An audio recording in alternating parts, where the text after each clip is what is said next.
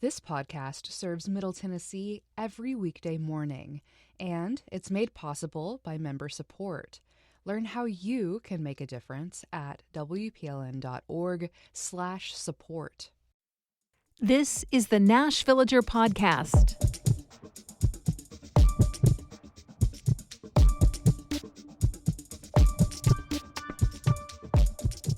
It's March 6th, 2026. 65 years ago today, London was experiencing the start of a transportation revolution. For the first time ever, the city's venerable black taxi cabs had competition called minicabs. They're operated through a loophole in the local ordinances meant to protect cab operations. The drivers of minicabs hadn't had the extensive training that London's black cab drivers are known for.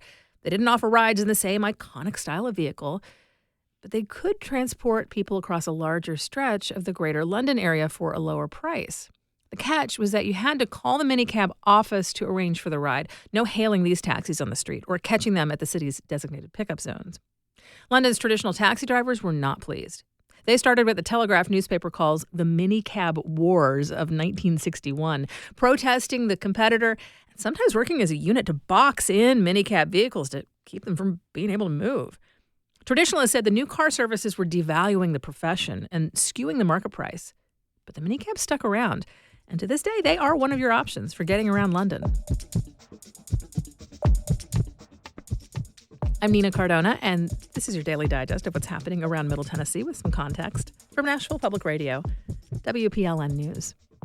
In a way, pretty much every American city had its own growing pains, similar to the minicab war, when Uber and Lyft started up.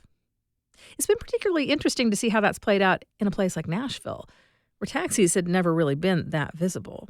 For some reason, people who almost never took taxis before were suddenly interested in taking a rideshare when going out for drinks or to a spot where parking is difficult. And yes, the increased traffic and growth of paid parking definitely played a part in people wanting to get a ride instead of driving themselves. But there does also seem to be a difference in perception.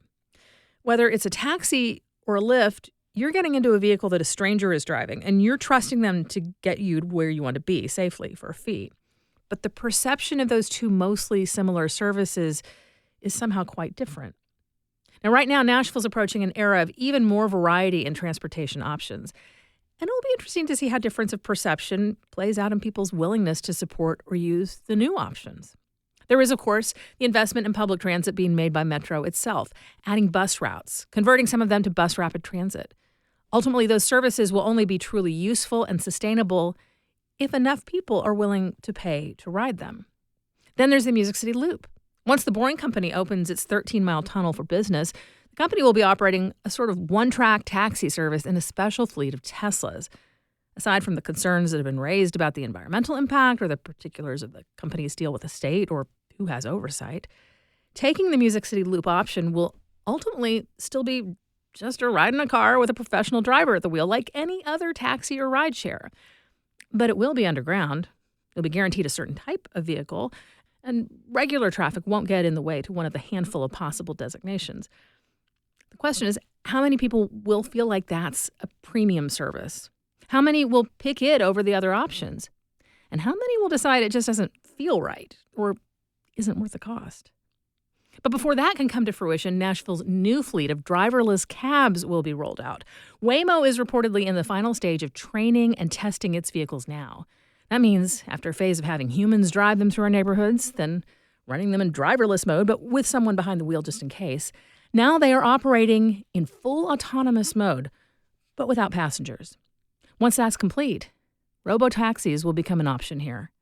At which point we'll find out just how many residents and tourists in the city are game to take a ride in a car with an empty driver's seat. In just a few minutes, Curious Nashville and the case of the grassy mound. That's coming up after the newscast.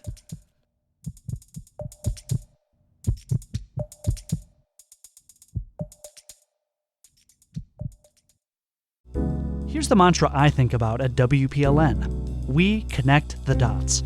It captures a mindset that our journalism is not merely about the latest press release or proclamations by officials. Instead, we can develop expertise, dig deeper, and look to history to understand what's happening now. I'm Tony Gonzalez, news director. When I'm planning coverage and editing stories, the best part is being part of a team that's curious about our community and invested in its future. Here's the latest from WPLN News. President Donald Trump announced that he was firing Homeland Security Secretary Kristi Noem minutes before she delivered the keynote speech for a conference of servicemen in Nashville. WPLN's Mariana Bacchia was there when it happened. She reports that Noem didn't acknowledge the announcement during her speech. And during the Q&A afterwards, the officers at the conference didn't either. The energy in the room was still very much focused on these questions of how local law enforcement will, interact with the federal government. A lot of them focused on sort of frustration with sanctuary cities and sanctuary city policies. The last time Noem was here in Nashville, she was sort of decrying Nashville as a sanctuary city, although legally speaking, it is not, because we have laws on the books against that. But there is a bill in the state legislature this session that would require local law enforcement to partner with ICE, sort of taking away the choice of that voluntary program from cities like Nashville and Memphis. Immigrations and Customs Enforcement have been able to make arrests on Nashville streets without a formal 287G agreement by partnering with the Tennessee Highway Patrol. Nashville reporter Estefany Rodriguez faces a threat of being sent back to her home country, Colombia. Rodriguez is with Nashville Noticias, a Spanish-language news outlet. She was detained by Immigration and Customs Enforcement Wednesday in a traffic stop while in a car with her husband, a U.S. citizen. Rodriguez entered the country legally in 2021 on a tourist visa. The National Banner reports she was forced to flee Colombia and seek political asylum after receiving death threats because of her work as a journalist. She was told she was arrested because she's considered a flight risk for missing 2 meetings pertaining to her request for asylum. Her attorneys say Rodriguez has been carefully following the rules. Rodriguez has reported stories critical of ICE, and it's not known if her detainment is related. Yesterday, she was being taken to an ICE processing center in Louisiana. Her attorneys are seeking an emergency hearing in federal court to determine if her detention is legal. The Tennessee Immigrant and Refugee Rights Coalition is suing the Putnam County Sheriff's Office. It's part of an effort to find out who's being held in Putnam County for federal immigration charges and to learn more about detention practices there. The lawsuit, filed alongside a Knoxville professor, is seeking access to records the plaintiffs say they've been lawfully asking for since October. A statement announcing the lawsuit says that so far, the Sheriff's Office has refused to provide such records or give a legal basis for the refusal and is detaining people in secret. When law enforcement takes a person into custody, the statement says, quote, information about that detention cannot be secret, full stop. The Tennessean reports the lawsuit in Putnam County Chancery Court is seeking the records, an explanation before the judge for why they weren't produced sooner, as well as asking for attorney's fees. Tennessee gives $1.5 million a year to the governor's Office of Faith-Based and Community Initiatives. But as the Tennessean reports, it's unclear where that money goes. The entity, created by Governor Bill Lee, now gets nearly 90% of its annual budget from the state. But its director, Lance Villio, says the office is a private nonprofit and thus not subject to public records requests, despite having complied with them in the past. The office is required to submit an annual report to the state legislature, but it offers little insight into the agency's activities. It showed the agency spends 79% of its budget on its 10 staff members. It reported $170,000 in operations costs, but did not give a concrete description of their activities. This week, lawmakers gave a negative recommendation to a proposal that would allow the office to award tax credits. The House Finance Committee will consider it next. A lawsuit against Tennessee over religious discrimination in adoption could be drawing to a close. A Jewish couple in Knoxville filed suit against the state in 2022 after being denied required adoption training from the only provider in their area. The Christian Adoption Agency's policy said it would only serve families who share their belief system. The lawsuit claims Tennessee's Department of Children's Services is violating residents' religious and equal protection rights by funding agencies with discriminatory practices. It further states the denial of services forced the couple to abandon their attempt to adopt a child from Florida. The Tennessean reports the legal advocacy group Americans for the Separation of Church and State, which is representing the couple, has requested summary judgment. That would allow a judge to rule on the case without going to trial. The Tennessee Attorney General declined the paper's request for comment. The state's largest tree planting event is coming up soon. On March 21st, people across every county in Tennessee will be planting native trees. WPLN's Caroline Eggers says the deadline to reserve trees ahead of time is this Sunday. Storms have ravaged Tennessee's tree canopy in recent years. Hurricane Helene wiped out part of East Tennessee's canopy. Tornadoes have ripped through West and Middle Tennessee. And the ice storm killed thousands of trees in Nashville. The tree planting event is a chance to help replenish the state's tree canopy. It's organized by the Tennessee Environmental Council, which set up sales in all 95 counties for the first year ever. They're offering 11 native tree species, like redbud, elderberry, and oak, that can be reserved for a suggested donation of about $4 to $5 each. They're considered bare root seedlings, between 1 and 2 years old, and range in size from about 1 to 4 feet. The deadline to reserve trees is this Sunday, March 8th.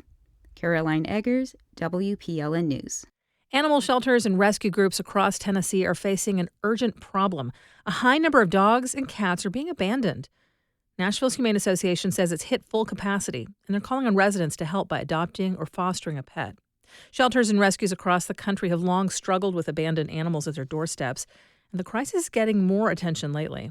State lawmakers last year imposed harsher penalties for abandoning animals. Costs for food, housing, and veterinary care have also gone up. But food and sometimes vet care are provided for families that foster. All that's needed is a safe environment for cats and dogs. You'll find more news anytime at WPLN.org.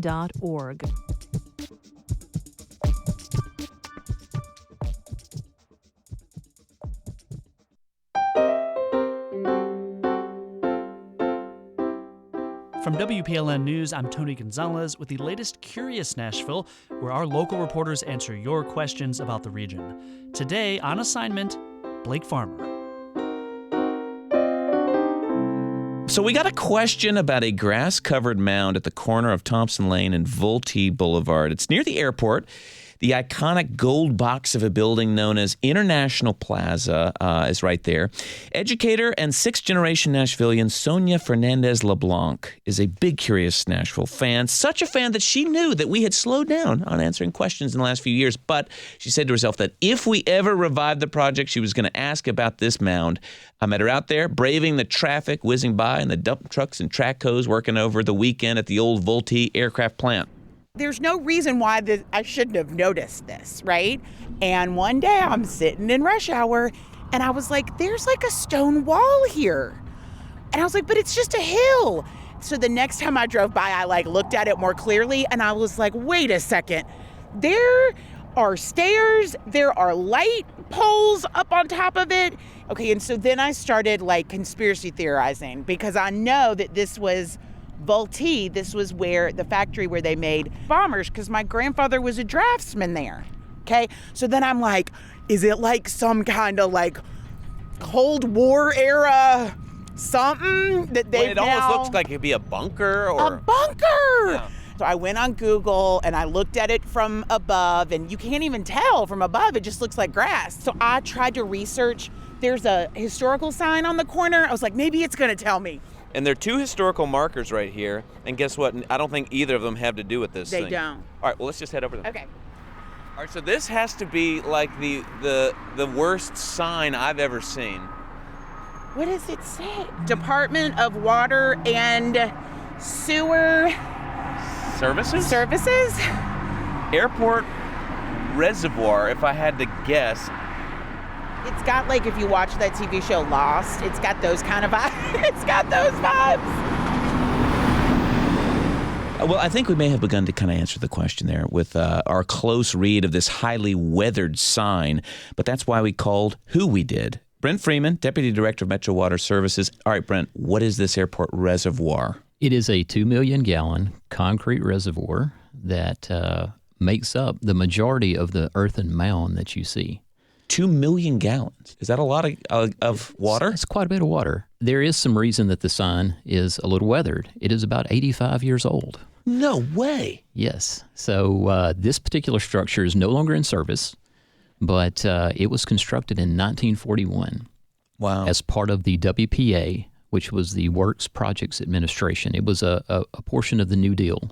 In 1941, Colonel Berry, who was the administrator for WPA in Tennessee, and also the namesake for Berry Field, which became Nashville Airport. BNA is what it stands for, Berry Field, Nashville. Yes, indeed. He thought his airport needed a pumping station and a reservoir.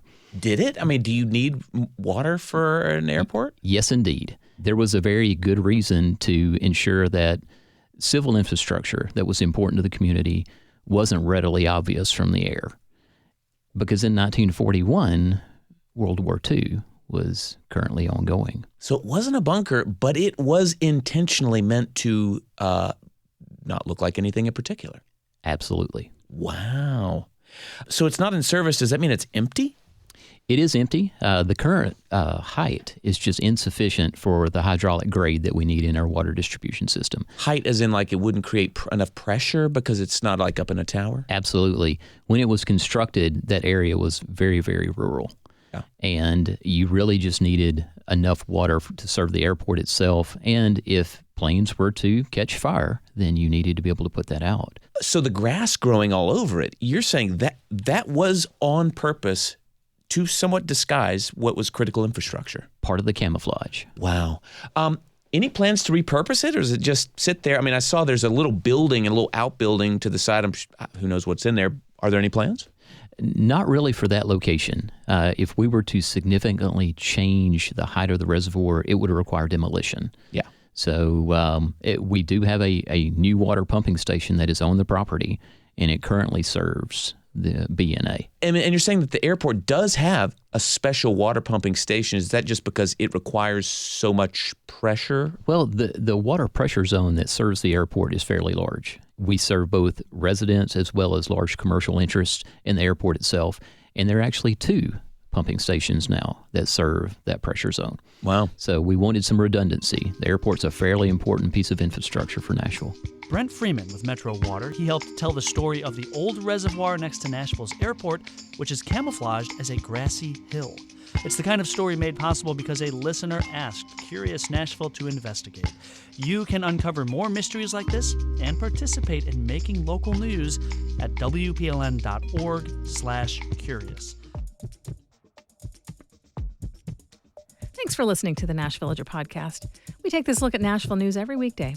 If you like it, go ahead and subscribe on your favorite podcasting app and tell a friend or give us a mention on your socials. It really helps get the word out. And of course, everything at WPLN News is listener supported. You can become a member at WPLN.org. And that's it for today. Thanks so much for listening. Let's make this day a good one, and we'll catch back up next week.